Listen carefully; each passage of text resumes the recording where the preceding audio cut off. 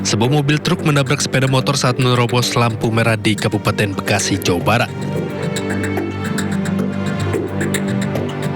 Mobil truk yang dikendarai sopir melaju kencang hingga menerobos lampu merah dan menabrak pengendara sepeda motor saat dilaju lampu hijau. Kedua korban terpental hingga mengalami luka cukup serius dilarikan ke Rumah Sakit Mitra Keluarga Delta Mas, sedangkan kondisi motor korban mengalami rusak parah. Korban pada saat ini dirawat di Rumah Sakit Mitra Keluarga Delta Mas. Dan untuk supir truk sendiri ditahan di sini itu gimana? Nah, jadi untuk supir truk sendiri, supir light truk atas nama AG sementara kami amankan di unit Gakum Satlantas Polres Metro Bekasi. Guna kepentingan penyelidikan, kasus ini ditangani langsung oleh unit Gakum Satlantas Polres Metro Bekasi. Dari Kabupaten Bekasi, Jawa Barat, Didit Junaidi, iNews melaporkan.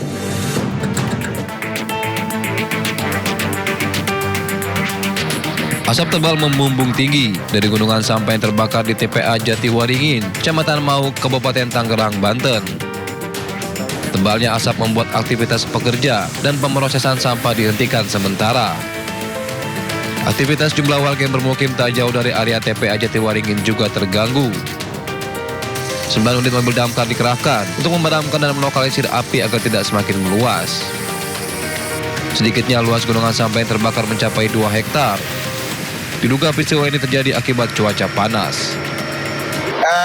Dugaan saya seperti itu, dari cuaca panas kan, kemudian awalnya di belakang sana itu, dan angin yang besar itu, jadi yang cepat penyebarannya, itu hembusan angin. Hingga Rabu dini hari, proses pemadaman masih terus berlangsung. Titik api yang berada di dalam gunungan sampah sulit diakses petugas damkar.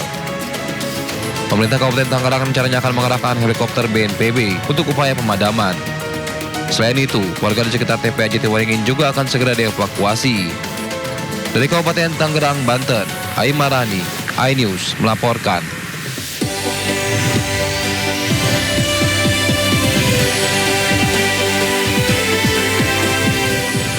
Pria babak belur di tangan warga usai mencuri sepeda motor.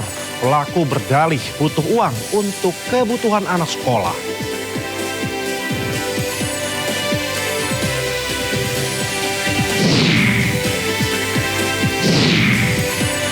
Dua kali prarekonstruksi, Polda Jawa Barat menemukan 2 lokasi baru sebagai penyekapan dan juga penganiayaan sadis yang dilakukan Taufik Hidayat.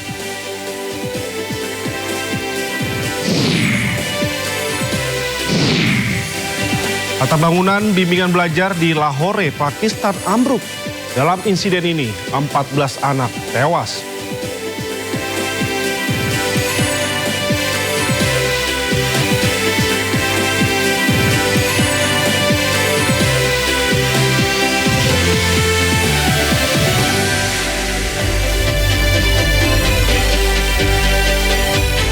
Halo, selamat malam pemirsa. Sindo Malam hadir dengan beragam informasi terkini tanah air serta mancanegara.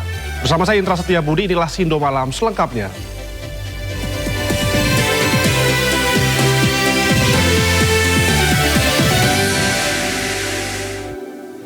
Ya pemirsa, kita awali Sindo Malam dari bus menabrak usaha cuci motor di Sumatera Utara. Proses evakuasi supir dan juga penumpang berjalan dramatis.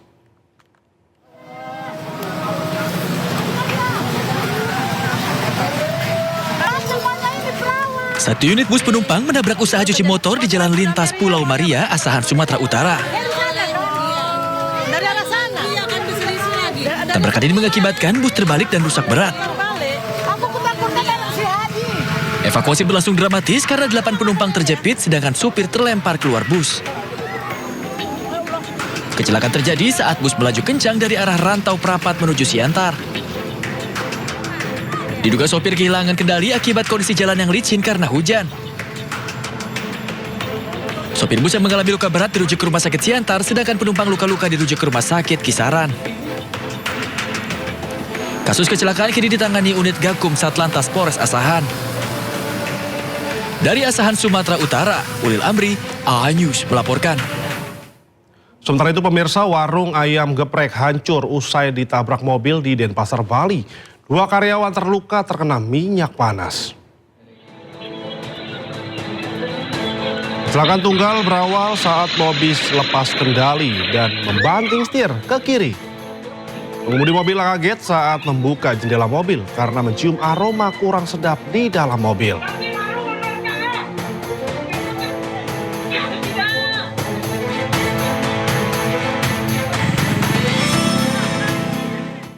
Seorang pria babak belur dibekuk warga setelah kepergok mencuri sepeda motor di Pesanggerahan, Jakarta Selatan.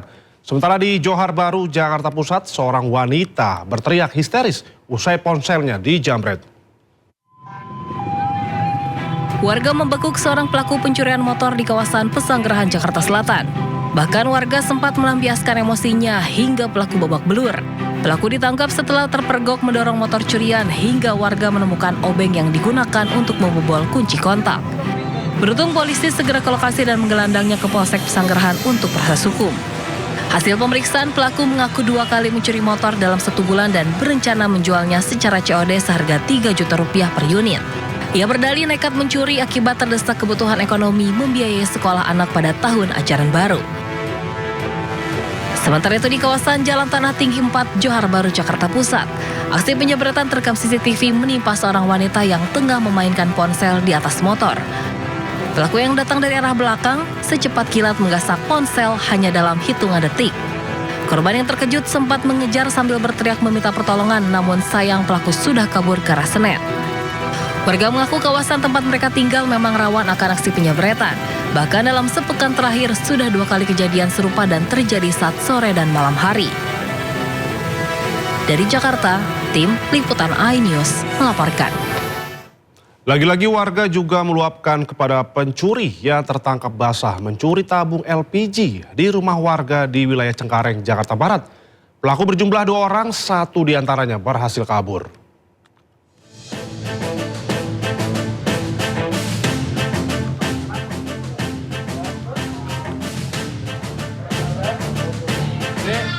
TSK-nya saya bawa. Ya. Tolong bantu BB-nya.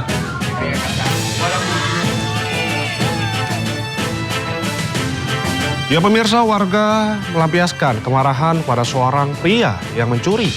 Sementara rekan pelaku berhasil kabur dari kejaran warga.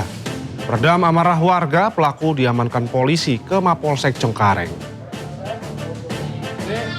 TSK-nya saya bawa. Ya. Tolong bantu BB-nya. Brutal, geng motor bersenjata tajam dan busur menyerang 2 pemuda berbelanja di warung di Maros, Sulawesi Selatan. Pelaku merusak sepeda motor pemilik warung. Rekam kamera CCTV detik-detik aksi brutal geng motor menyerang 2 pemuda berbelanja di warung kelontong di wilayah Marusu, Kabupaten Maros. Merasa terancam, kedua korban menyelamatkan diri, memanjat etalase dan juga bersembunyi. Naas, 1 pemuda menjadi sasaran serangan. Aksi ini spontan membuat wanita pemilik warung berteriak. Pelaku kabur usai merusak sepeda motor pemilik warung. Pemilik warung telah melaporkan kasus penyerangan ke Mapolres Maros.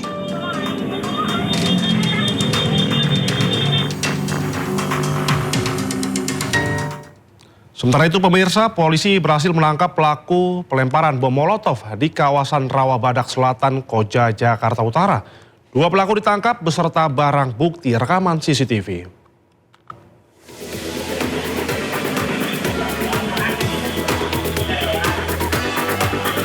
Inilah detik-detik 2 orang pelaku pelemparan bom molotov di kawasan Rawabadak, Koja, Jakarta Utara terekam CCTV saat akan beraksi.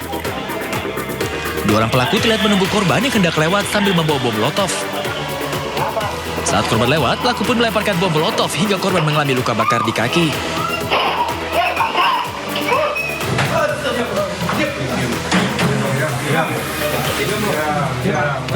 Berbekal rekaman CCTV, polisi berhasil meringkus 2 pelaku H dan MT di lokasi berbeda, yakni di kawasan Cipinang, Jakarta Timur dan kawasan Cilincing, Jakarta Utara. Dari pemeriksaan awal, motif pelaku melakukan aksinya didasari rasa cemburu pelaku H setelah mengetahui mantan istrinya dekat dengan pria lain.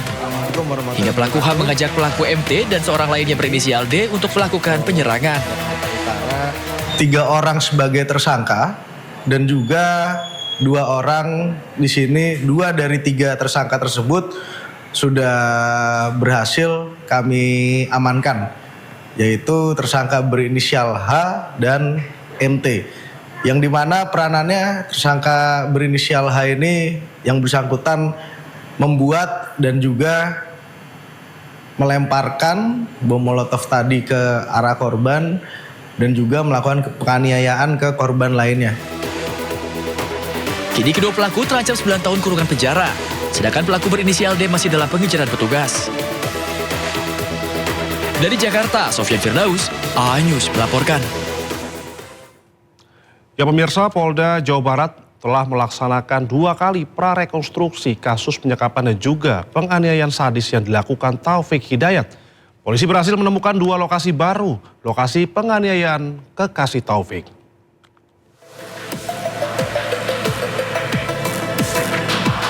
Polda Jawa Barat sudah melakukan 2 kali prarekonstruksi kasus penyekapan dan penyiksaan sadis terhadap YTR.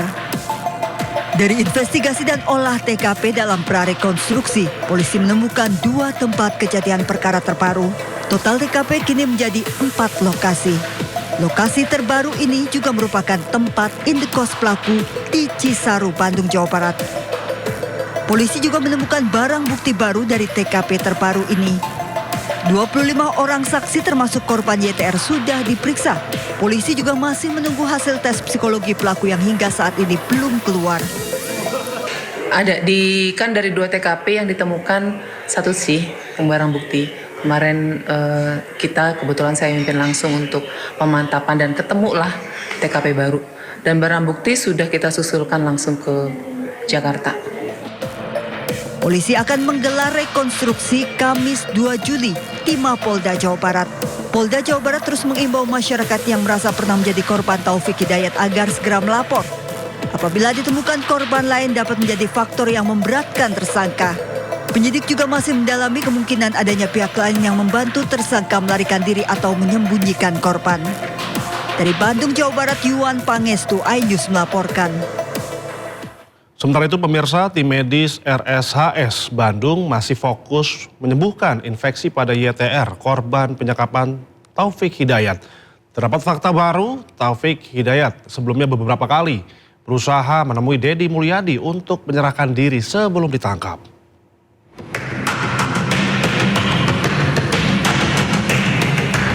Setelah jalani perawatan lebih dari 2 pekan, kondisi korban penyekapan dan penyiksaan YTR alami perbaikan meski infeksi masih dalam penanganan.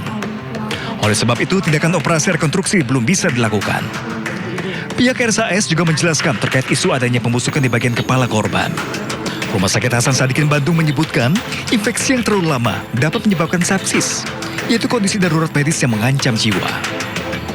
Tim medis RSHS menargetkan memulai tahap rekonstruksi pada minggu ketiga jika kondisi infeksi korban sudah mereda. Selama lagi fokus untuk meredakan infeksinya ya, 2 minggu ini sudah ada perbaikan tapi belum sempurna, jadi belum habis ininya. Jadi kami belum bisa mulai mengoperasi atau rekonstruksi tadi ya. Insya Allah kalau minggu ketiga atau nanti sudah ini, kita akan memulai rekonstruksi ya dari mulai wajah dan itu dischedulekan sekitar hampir sama kaki hampir 1 tahun. Ya gitu ya. Kemarin kan ada isu bilatung mungkin di bagian kepala korban itu karena infeksinya udah terlalu lama dan itu begitu datang kami sudah tidak apa-apa lagi langsung karena itu bisa sepsis jadi umumannya bisa menyeluruh masuk ke darah sehingga bisa meninggal. Fakta terbaru, sebelum ditangkap dari rekaman CCTV, pelaku penyekapan Taufik Hidayat ternyata pernah mendatangi gedung Pakuan pukul 4 dini hari. Taufik datang menggunakan helm dan masker menemui petugas jaga, namun ditolak petugas keamanan. Tidak hanya ke gedung Pakuan, Taufik juga diketahui datang ke lembur Pakuan hingga Cikawung. Jadi Taufik Hidayat sempat datang ke gedung Pakuan jam 4 dini hari, menemui pos jaga dan dia ngomong pakai helm, pakai masker, saya ingin ketemu Pak Gubernur, saya mau dipenjara tapi ada hal yang harus saya sampaikan dulu. Ya, jadi itu dan CCTV-nya ada.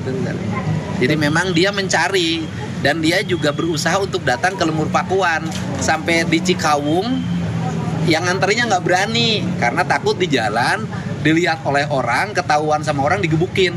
Jadi yang takut nganternya. Artinya meminta perlindungan ke Pak Gubernur? Sebenarnya bukan minta perlindungan, kalau dari sisi bahasanya bahwa dia siap dipenjara, tapi sebelum dipenjara ada sesuatu yang ingin disampaikan.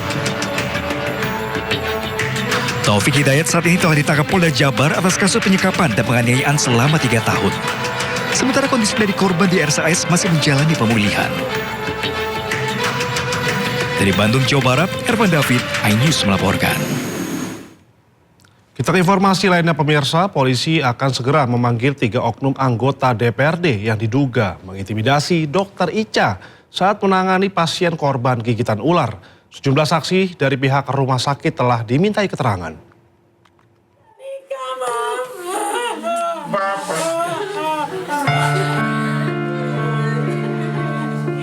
Penyidik Satreskrim Polres Timur Tengah Utara NTT hingga kini masih mendalami dugaan intimidasi terhadap mendiang Dr. Ica, dokter jaga di RSU Leona Keva Menano.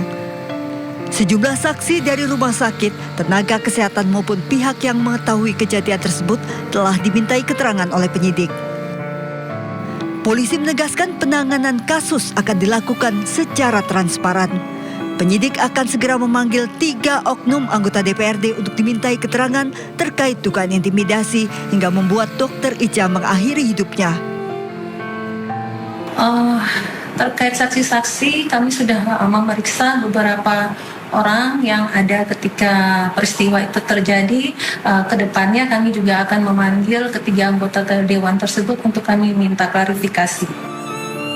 Polres TTU menegaskan akan menyampaikan perkembangan penanganan kasus secara terbuka kepada publik. Dr. Ica mengakhiri hidupnya diduga akibat intimidasi dan teror yang diterimanya. Hasil tes kejiwaan menunjukkan korban menderita stres tingkat tinggi. Dari Timur Tengah Utara NTT Sefnat Besi, iNews melaporkan. Sementara itu pemirsa, ibu kandung Dr. Ica Nur Aziza menceritakan kondisi terakhir anaknya yang tertekan sebelum ditemukan meninggal dunia. Keluarga tidak pernah membayangkan sang anak mengalami tekanan yang berujung pada tragedi hilangnya nyawa. Saya sedang diintimidasi oleh anggota dewan. Saat ini saya sedang pilih mama. Saya sudah bekerja sesuai dengan SOP. Sambil menangis, ibu kandung Dr. Ica, Nur Aziza, menceritakan kondisi terakhir anaknya yang tertekan. Kepada ibunda, Dr. Ica bercerita mendapatkan intimidasi saat menangani pasien di rumah sakit. Sebelum meninggal, keluarga sudah berusaha menenangkan serta memberikan penguatan agar putrinya tetap tegar menjalani profesinya. Namun mereka tidak pernah menyangka tekanan yang dialami berakhir dengan kehilangan yang begitu mendalam. Ditunjuk-tunjuk mukanya, dia katakan bahwa kamu catat, saya anggota Dewan Komisi 3 yang membawahi Dinas Kesehatan dan bisa menghentikan operasional daripada rumah sakit ini. Sehingga anak saya ketakutan bagaimana kalau rumah sakit izin pelayanannya dibekukan. Itu yang menjadi beban berat dia. Ratusan pelayat terus berdatangan untuk menyampaikan bela sungkawa kepada dokter berusia 27 tahun tersebut. Usai misa, saat doa penutup berlangsung, tangis keluarga dan para pelayat kembali pecah. Kepergian Dr. Ica meninggalkan duka mendalam bagi keluarga, rekan sejawat, dan masyarakat yang mengenal dedikasi serta pengabdiannya sebagai tenaga medis. Anak saya akan pergi meninggalkan kami. Saya mencintai dia, saya sangat mengasihi dia. Dalam hidup saya tidak pernah terpikir, bahkan saya tidak pernah mimpi sekalipun hal ini akan terjadi pada kehidupan anak saya. Dari Kupang, Nusa Tenggara Timur, Eman Suni, iNews melaporkan. Kita beralih ke informasi lainnya pemirsa. Kasus narkoba, pengemudi ojek online menabrak 2 sepeda motor dan rumah saat disergap polisi di Asahan, Sumatera Utara. Dari tangan tersangka ditemukan 3 paket sabu dan juga airsoft gun.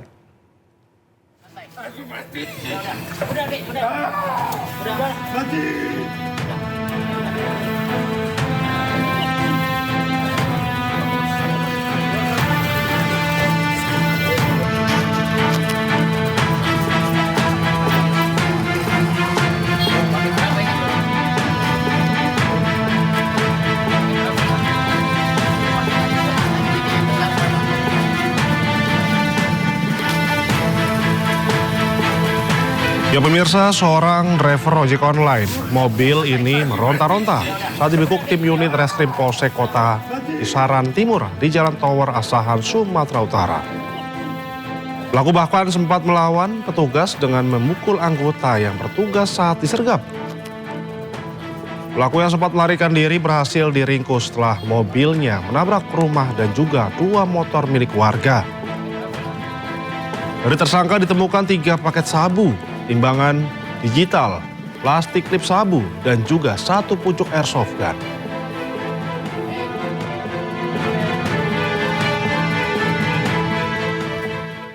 Seorang anggota polisi di Jember viral bukan karena pengabdiannya kepada masyarakat, tapi karena mengonsumsi sabu di sebuah kamar hotel. Rekaman pelaku sedang menghisap barang haram tersebut beredar luas di masyarakat.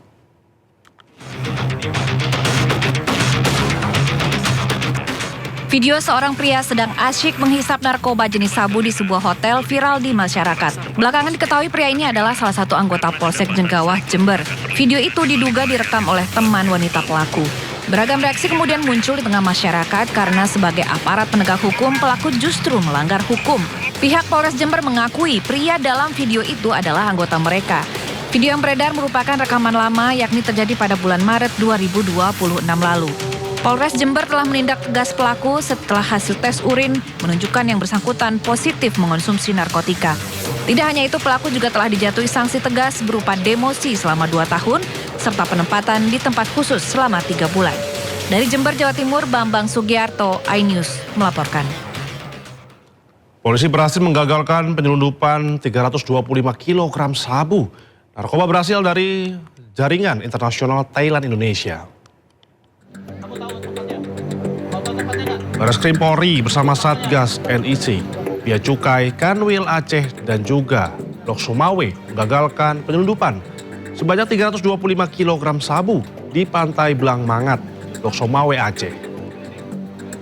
Penangkapan berawal dari pengintaian petugas sejak bulan Mei. Berlanjut penangkapan 2 orang yang hendak keluar dari area Pantai Belang. Saat menggeledah mobil pelaku, petugas juga menemukan sebanyak 325 kg sabu dalam kemasan teh di 13 karung goni. 2 pelaku berperan sebagai juru mudi kapal dan 1 pelaku mengendali operasi di darat.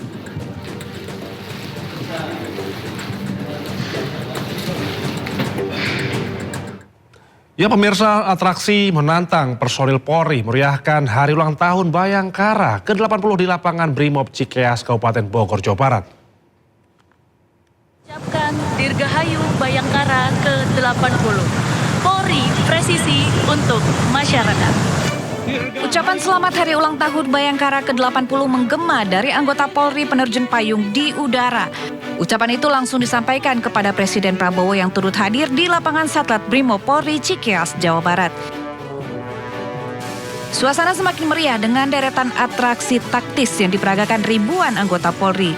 Mulai dari keterampilan pasukan memainkan alat musik dalam pasukan marching band, hingga ketangkasan dan kepiawaian personil polisi Indonesia dalam meringkus penjahat. Musuh yang menyerang baik di darat, laut maupun udara dengan cepat dan tangkas ditekuk pasukan. Salah satu aksi penindakan penjahat yang paling menegangkan adalah ketika anggota polisi menerjang kuatnya hempasan angin, meluncur dengan seutas tali dari helikopter menuju ke kapal laut. Hari ulang tahun Bayangkara kali ini mengusung tema 80 tahun mengabdi Polri untuk masyarakat. Tema ini mengandung makna selama 8 dekade Polri telah melayani dan juga mengayomi masyarakat. Tim Liputan iNews melaporkan. Dalam pidatonya di peringatan Hari Bayangkara, Presiden Republik Indonesia Prabowo Subianto berpesan bahwa hukum tidak boleh menjadi sarana balas dendam politik maupun dipakai untuk melayani kepentingan kelompok manapun. Prabowo juga meminta seluruh anggota Polri menegakkan hukum secara adil tanpa tebang pilih. Hukum tidak boleh tajam ke bawah, tumpul ke atas. Hukum tidak boleh menjadi alat mereka-mereka yang punya uang. Hukum tidak boleh menjadi alat balas dendam politik.